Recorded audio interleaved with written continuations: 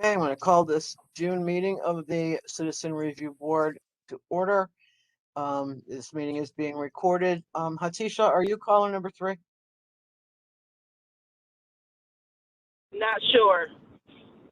You're on your phone. It might have been. Yeah, she is. Okay, just checking. I don't see her name up there. Yeah, that's why she's caller number 3. I'd like to welcome Harry Pratt, who is our newest board member. He will be representing the 2nd Council District. And if you would, Harry, just give us a short bio. We offer, Yeah, my name's. so we're not singling you out, but No, it's all right. Can everyone hear me? Yep. Yes. Yeah, my name's Harry Pratt. I've lived in the 2nd Council District my whole life. Local kid, went to the city schools, graduated from OCC and Syracuse University, and I'm looking to learn some new stuff with the CRB and contribute to the city. Sounds good. Well, welcome. Thank you. Welcome. Welcome aboard. So we now have a full board. This is like first time in a long time. So let's all be excited and happy about that. Yay. I'm So, beside myself. that being said, hearings. We have lots and lots of hearings that are coming up or that need to be scheduled. I'm hopeful that we can start doing them in person. It looks to I'm me doing like one tomorrow. The council is starting to meet in chambers again next week. So I'd like to at least try and plan our July meeting in person. But Oh my God. we've got a month to gear up for that, guys. So masks for everyone who's comfortable with them. And masks if you're not vaccinated. So we'll talk more about that before the July meeting. In an effort to make hearings happen, during tonight's executive session, one of the things that we're going to be doing is getting availability. I'm not sure, we'll talk with Roberto if he wants to chime in, who's responded to him with their availability. I know we talk about this all the time, and it's fine to say, you're available except for Tuesdays. But we're going to start scheduling people. So if you've got days that you've got doctor's appointments or you're out of town or you've got other meetings, we're going to have to start doing some hearings in the evening. Joe cannot be the only mayoral representative doing hearings, and the other 2 are both working during the day and can very rarely get the time off to do hearings. So if there are evenings that you have conflicts, please let Roberto know so we don't schedule anything for you in the evening.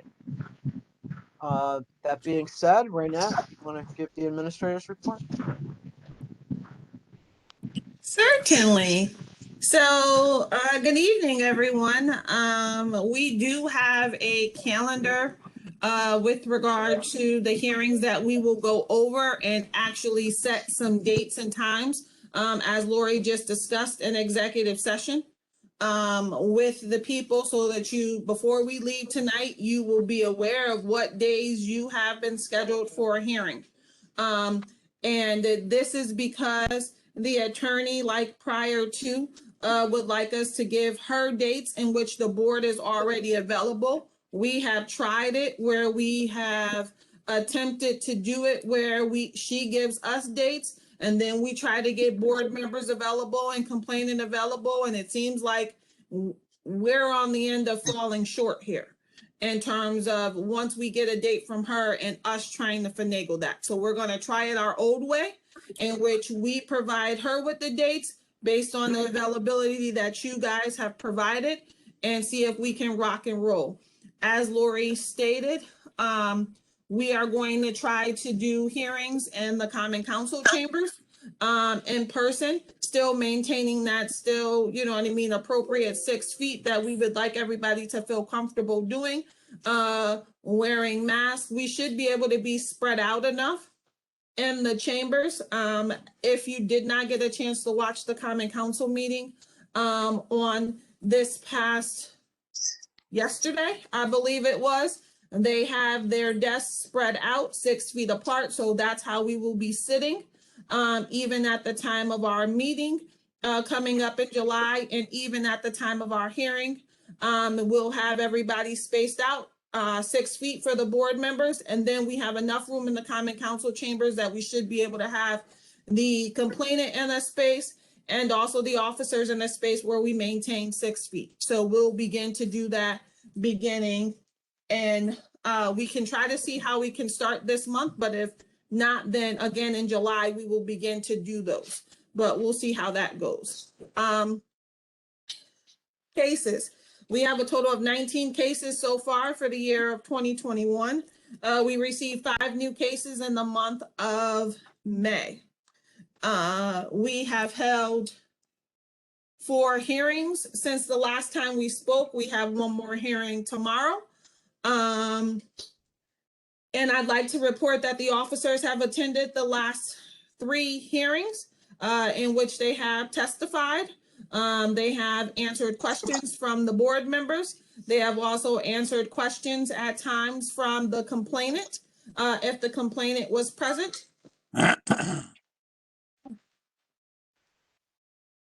And they have been, and I think that definitely wants to be in the record as being an improvement from the time that we have all been here, at least for me in the last 4.5 years in which they have been present and they have testified, and we have received some answers. Now, I will tell you that given the fact that the complainants have not shown in some of the hearings, the questions have been limited by the attorney based upon the complainant not showing at the time of the hearing, so which is understandable to a point, and they answer questions based upon their attorney's recommendation as to whether or not they will answer that question.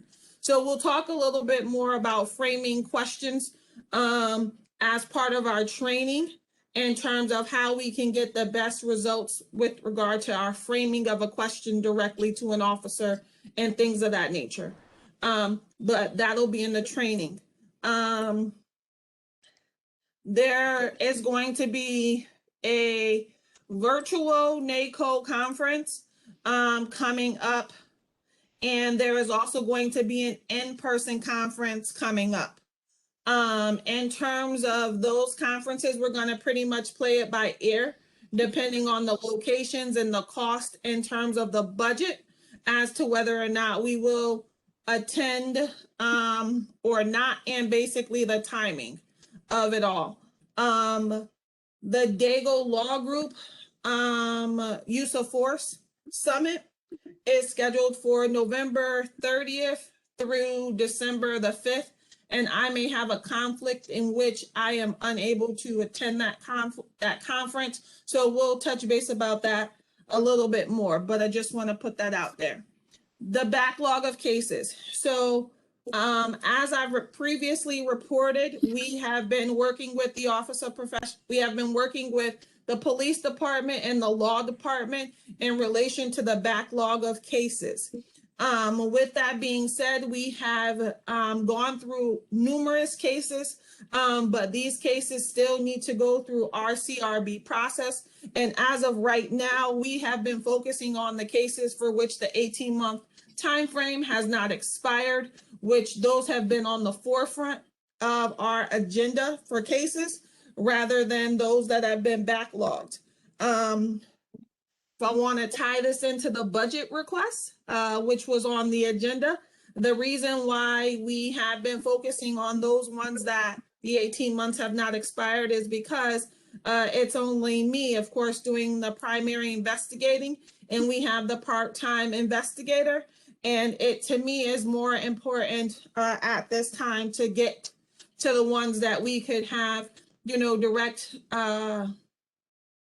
results with regard to if there is going to be discipline, if the department recommends discipline and we're going to agree or we're going to disagree, and that needs to happen within the 18-month period. I think that it's important to focus on those rather than some of the cases we have from 2017, 2018, 2019, and 2020. Because just as a reminder, people can file cases in 2020 that occurred in 2018, that occurred in 2019, and vice versa. So with that being said, we have to look at the date of the incident and we go 18 months forward.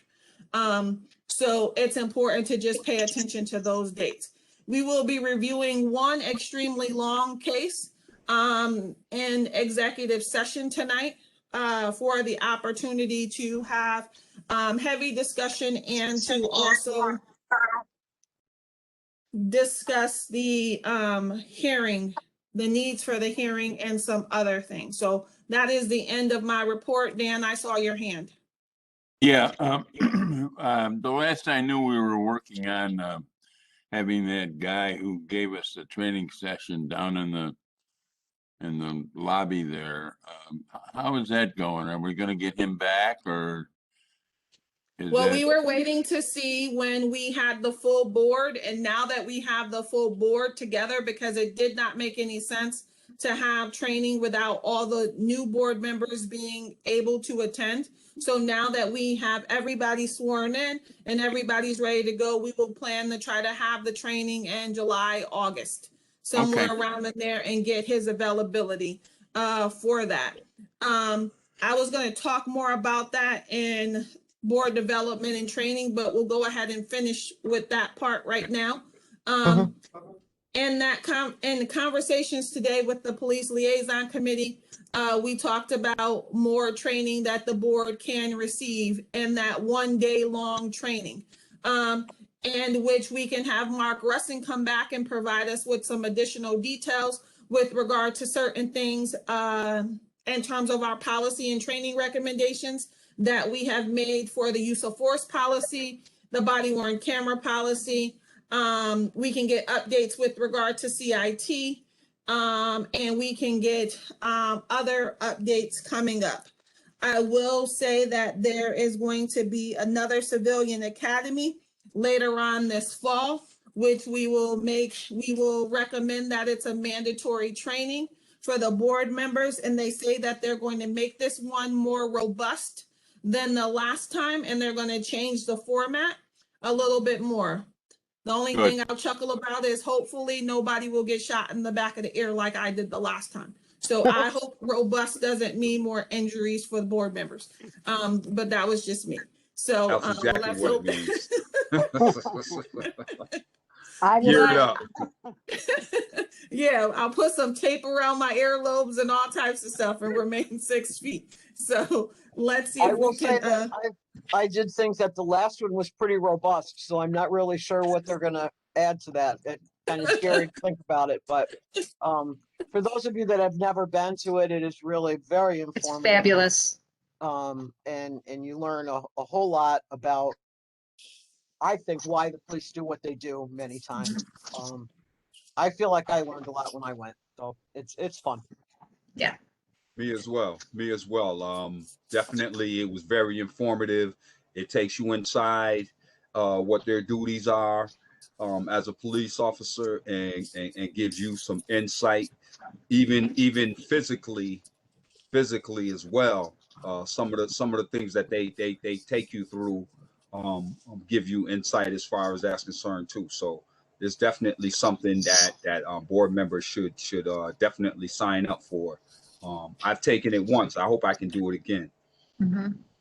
Yes, and then one of the other things is we may have the DA's office to come back to us again with regard to just some updates on particular things, and to get the board to understand, why we refer cases to the DA's office, what we can expect from the DA's office when we send cases to them upon recommendation for criminal charges. So he will come with regard to that, and also in terms of our clean reporting suggestion as it relates to the body worn camera. So we're looking to have them, and then we've always extended the invitation for Chief Buckner or Chief Cecil to attend. I know that it was helpful when we had Chief Fowler to come one year and just answer some general questions, and he did sort of like another presentation, and I thought that was helpful. So we will recommend that and see where we go. We try to do board development in that, in which we had Interfaith Works work with us prior to that point. We'll see if that's the route we want to go again with Interfaith Works, or if it's some other agency we want to do some other kind of board development. So we'll continue to hash out those things and send a doodle poll as it relates to those kind of topics as we get closer to see which ones may be of more interest to the board members. Thanks, Renee. Lori? Okay, not having the agenda in front of me, committees, right? Is that what we are? Yep. Okay.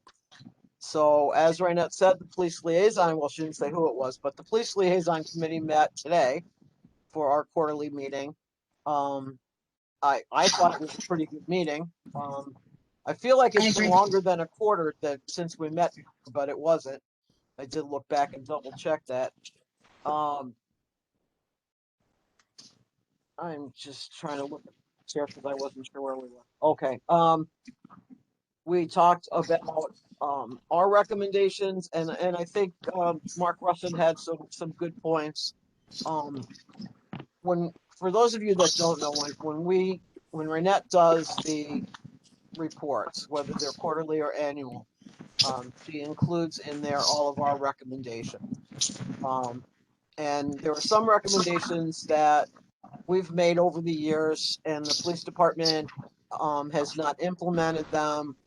And their request is when there is a recommendation that we make that we've discussed over and over, and either have come to the conclusion that we are going to agree to disagree, or the police department has gone as far as they can with us, that we will look to make note of that in the report so it doesn't look like it's being ignored. And that seems to make some sense. If it's being ignored, we won't say anything, and then people will eventually realize that which ones are being ignored and which ones we've talked about. Mark and Renette are going to get together to review those recommendations and see where we are on each of them. I think Renette and Mark probably both know that, but they need to formally discuss it, I guess, would be the question on that. Joe and Harry, and I think the whole board, there was a letter that Mark wrote in 2018 that we've all read. I don't remember it, but I'm sure I read it. That Renette's going to send out again for everybody to read. Mark and Joe, Harry and Joe. Mark Russin is a sergeant with the police department who is the policy person. And he's pretty much our go-to person when it comes to policy and training issues, in case you didn't know that, because I keep throwing these names out there like you know who they are. So that letter will be recirculated for all of us to read. I can't talk much about it because I don't remember what it said. So we did talk about the CIT training, which is how officers interact with people who we are now calling, I'll get there. People in crisis, persons in crisis. Thank you, Dana. Persons in crisis. So these are people that formerly we refer to as people with mental health issues. The training is required training by the state, I believe, and it has to be done for a minimum of 20% of the police force. They're pretty close to that. Yep. We did talk about that training, and the question came up, what about, is there someone around? It's nice if almost 20% of your force has been trained, but if none of them are working at a particular time and a call comes in, what happens? And they did inform us that they have been working with Liberty Resources, and they contact the folks from Liberty Resources, which is an agency that provides help for persons in crisis in a variety of ways. And they've been responding when needed, and it seems to be working very well. So that's good to know. Dana, do you have anything else? Let's see. I'll explain Academy.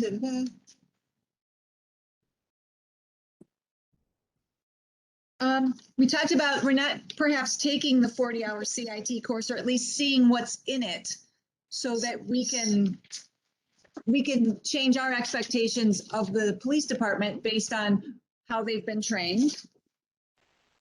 Let's see. Oh, I wrote down the Buoyance app. I don't know how you spell it, but they've got an app now where they can deal with people with any type of different limited English proficiency, including not just American Sign Language, but Nepalese Sign Language. And it's a video and audio app that they use. That's been very successful in helping them communicate with people with whom they may not have been able to do so before. We talked about maybe some data collection about how often Liberty Resources is utilized. That those are all things in process that they may or may not be able to provide us, and it'll be something that as this goes on will be evolving.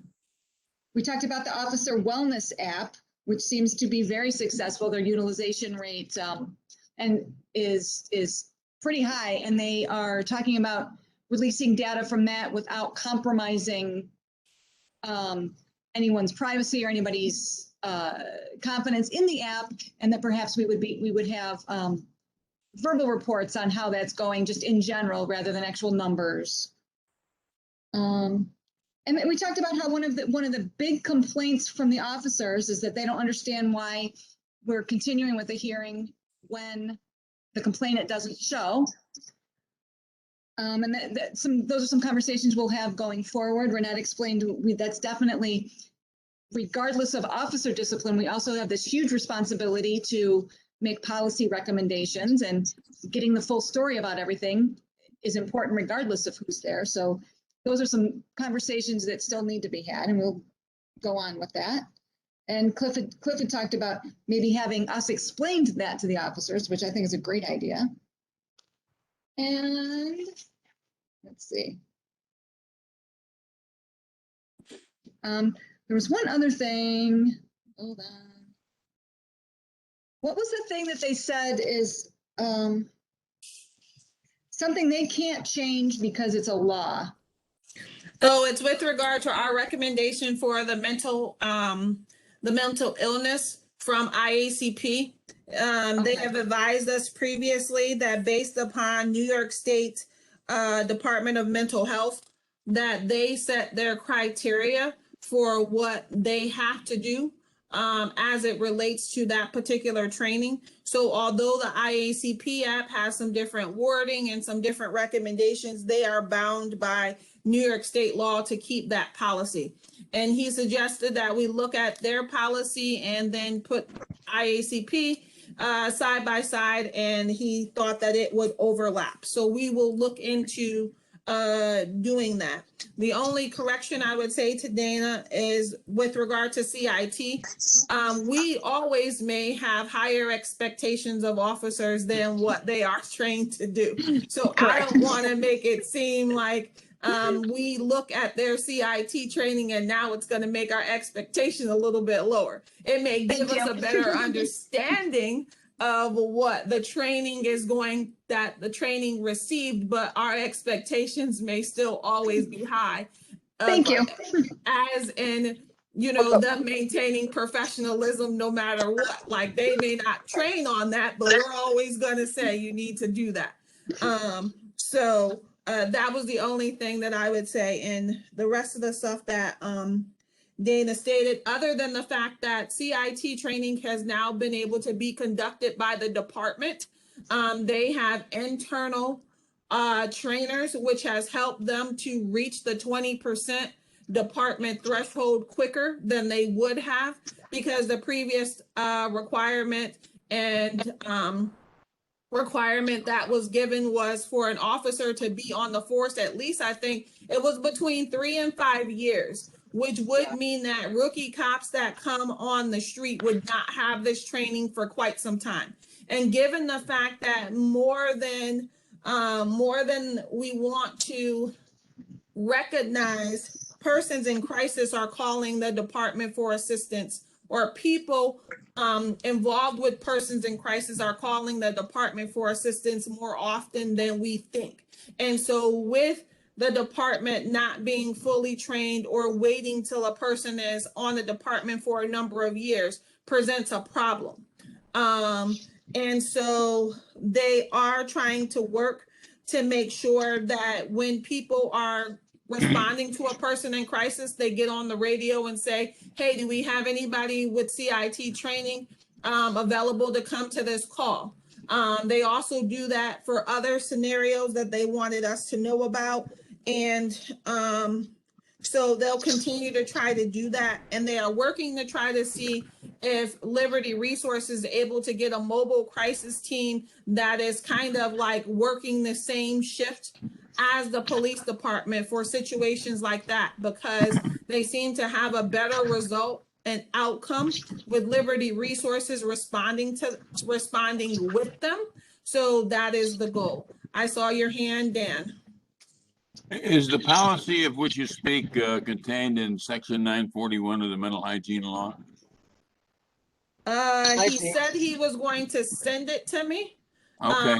Just to confirm it, but maybe that is it.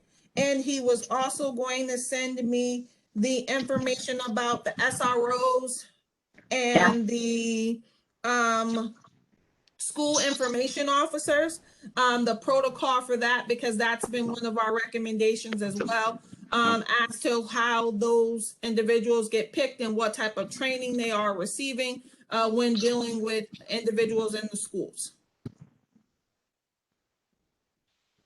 So I just wanted to make sure that the policy was a state law and not a rule by the police department or the county legislature. That's what we're trying to figure out too, Dan. Right. Okay.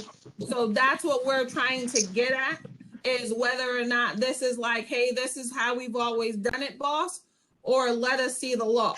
Let us, that kind of thing. That's what we're trying to establish. All right. I'm just asking the questions, that's all. Yep, no problem. Yeah, I think that pretty much talks about that. We did let them know about the 2 new board members, and they wanted to make sure that they knew about that. I think that's about it. Oh, and they are trying to do, they have been looking at ways for the divergence response team, which is what we would call like the mobile crisis unit from Liberty Resource. That's what they call the program, or the, a divergence response team is what they've been trying to utilize when they're dealing with persons in crisis. So that, all of those things sounded really promising. And we'll continue to, inquire and move forward. And as soon as we get more information, we'll continue to share it with you all. Cliff, I can't imagine there's much for you to add, but if you'd like to add anything. I think you covered pretty much everything, as I stated earlier during the liaison meeting. It's important, especially with the new board members coming in, right? As well as myself, to be informed. Renette and yourself, as well as Dana, did a good job in breaking down everything that we needed to know. But we need for them to come in, as I stated before, and unpack that for us, right? That's very important for me. Speaking for myself, to be able to understand and get a full understanding on it. So yeah, that's basically it. Yeah. Thank you. Community outreach.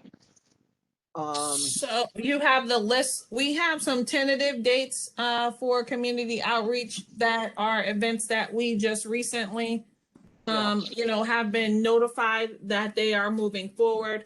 I sent you guys the information about the Westcott Cultural Festival.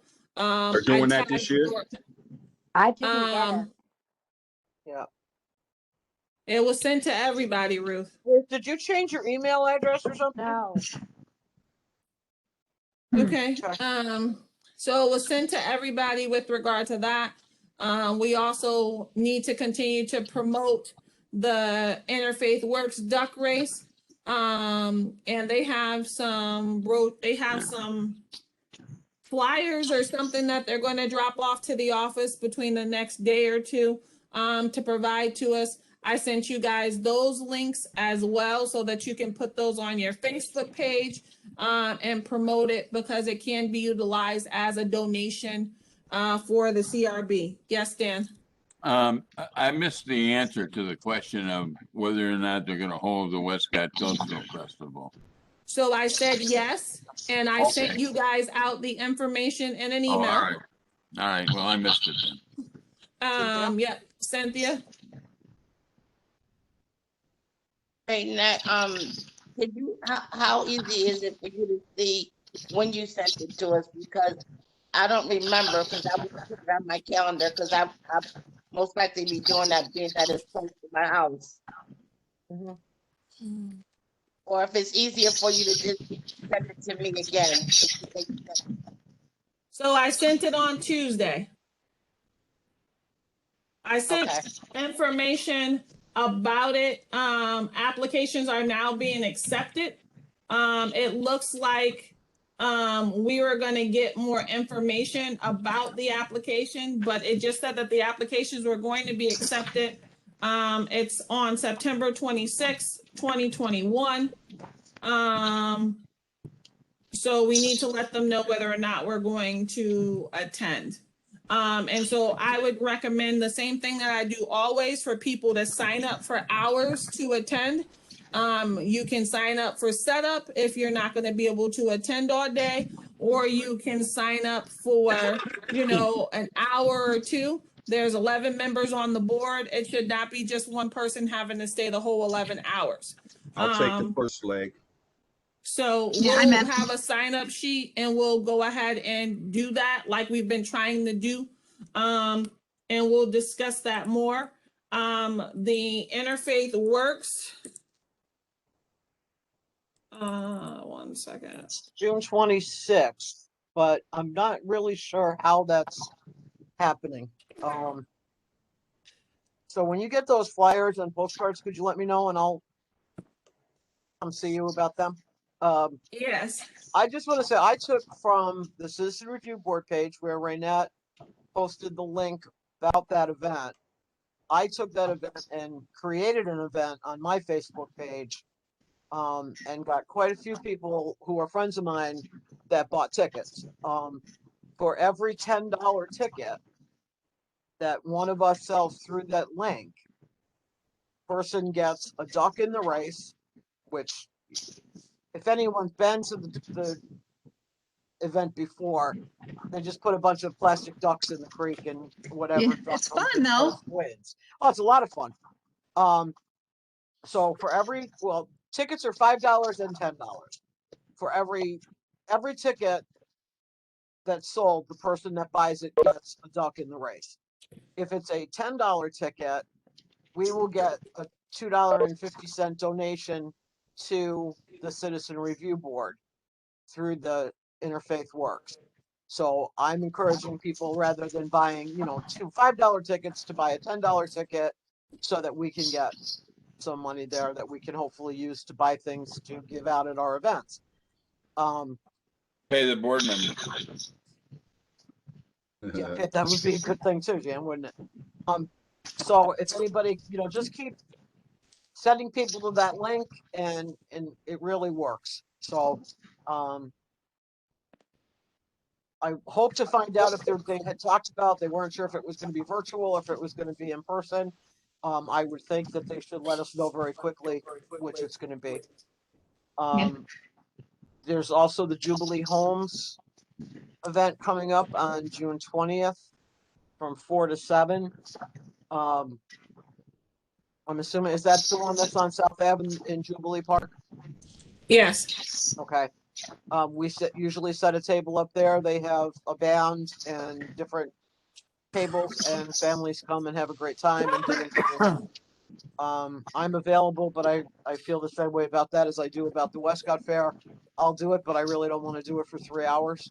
So, anybody else that can sign up for that, greatly appreciate it. There's other events that have come up. Yes, the World Refugee Day. We just found out, is going to be, the flag raising is gonna be on June 19th. And then they're gonna walk from City Hall down to the Salt City Market. And I've asked if we can attend that parade, and I was advised yes. I believe it's at 9:30 in the morning. And so if people are available to attend that, that would be great. Just show up at City Hall on the 19th at 9:30 in the morning. We'll have the banner ready to go. Walk to the Salt City Market, and that'll be our outreach event for World Refugee Day. So I have a Lori, question. I know I tagged you in something related to Pride, the cookout. Yeah, I didn't write down the date though. I just saw it on my timeline. Did you happen to write it down? I'm looking. I think I did. I thought I did. Because I'm not sure if Pride is going to be the same festival that it was before. If it's going to be in person or not, but we always do something with regard to Pride as well. I'm saying that I don't know that there was actually any real specifics on it because I didn't write that down and I wrote everything else down. Okay. So we'll have to look at that. All right. So what we'll do is we'll do a calendar of events with regard to these. I just resent everybody back out the information with regard to the duck race. I just sent everybody back out with regard to the information for the Westcott Cultural Festival. So you should be able to look back in your email when we get off of this meeting to look at those. So you should see that. And I believe it had all the attachments that needed to be done. It did have the link that we just talked about, and we'll have some sort of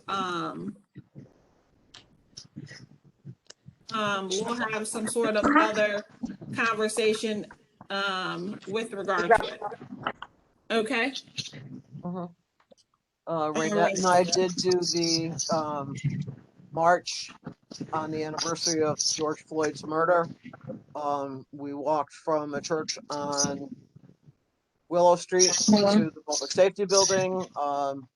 There were a lot of speakers. It was a really good event. I'm trying to think if we've done anything else since the last meeting. I don't think Mercy so. Works was before the last meeting, correct? Yes. If anybody knows of other events that are coming up that you think we should be involved in, please let Renette know. They got the gun violence awareness coming up on the 5th. Yes, that's Saturday, right? Yes. Do we know where and what time? City Hall City at 1 Hall. o'clock. Yeah. City Hall at 1 o'clock. They said we're orange. June 5th at 1 o'clock. Yes, City Yes. Hall steps.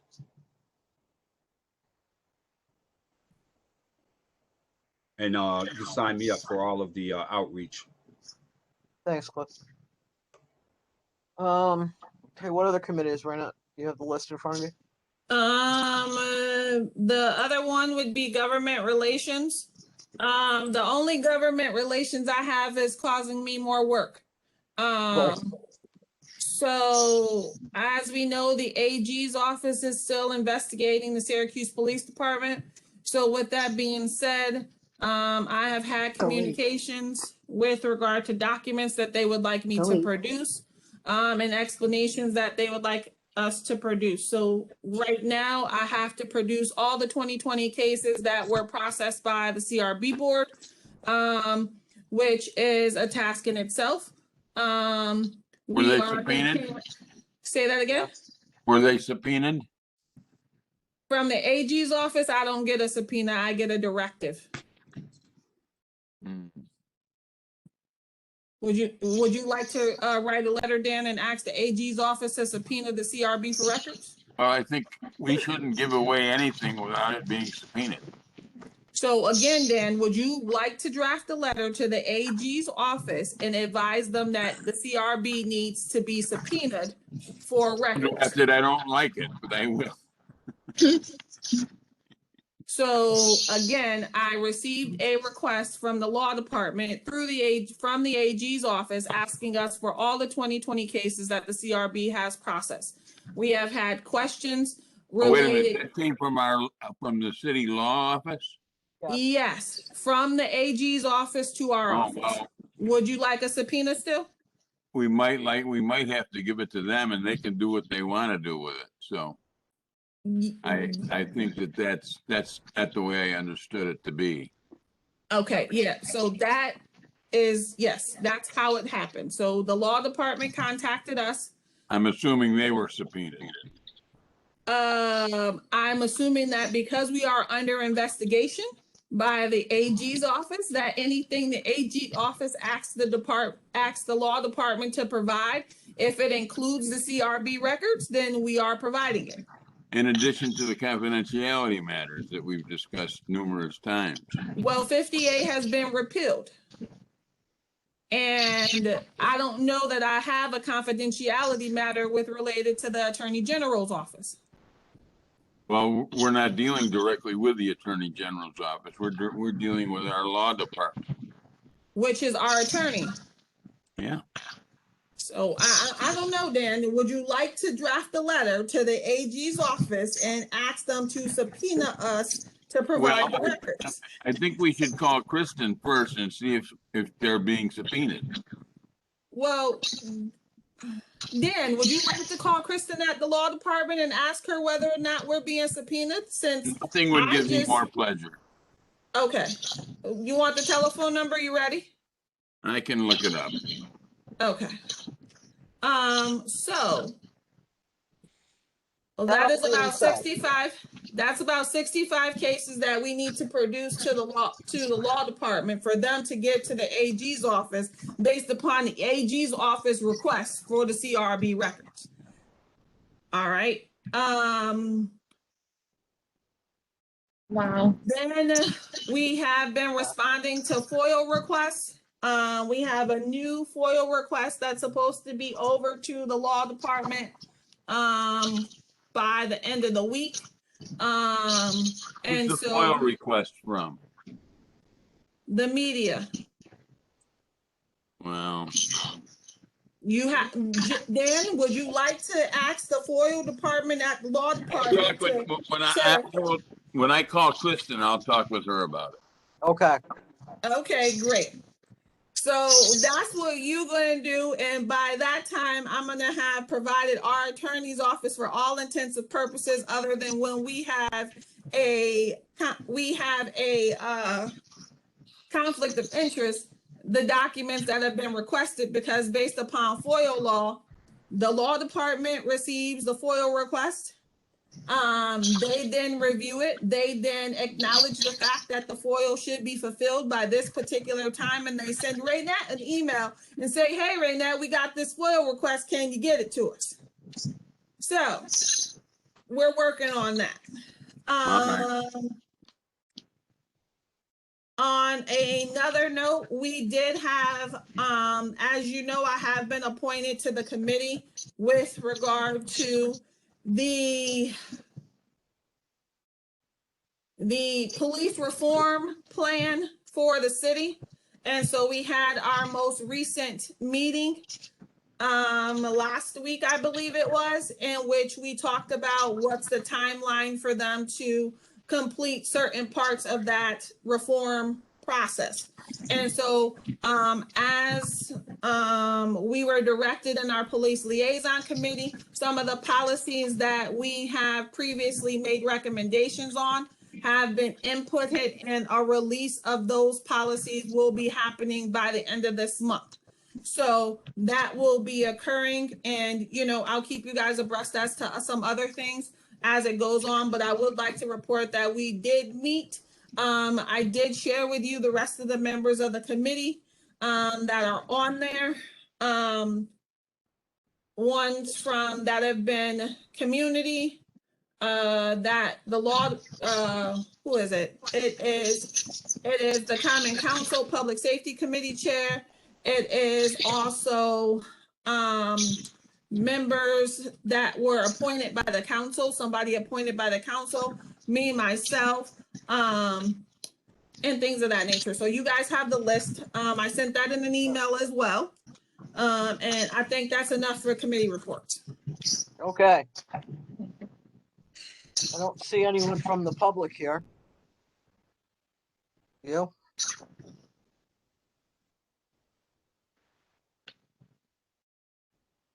Do we have anything else, or can we go to executive session? Let's go to executive session. We move to executive session. Okay, motion made by Dan, second by Joe. All those in favor? Aye. Aye. Aye. Opposed? Aye. All right, so 1, 2, 3, 4. We are going to stop the recording.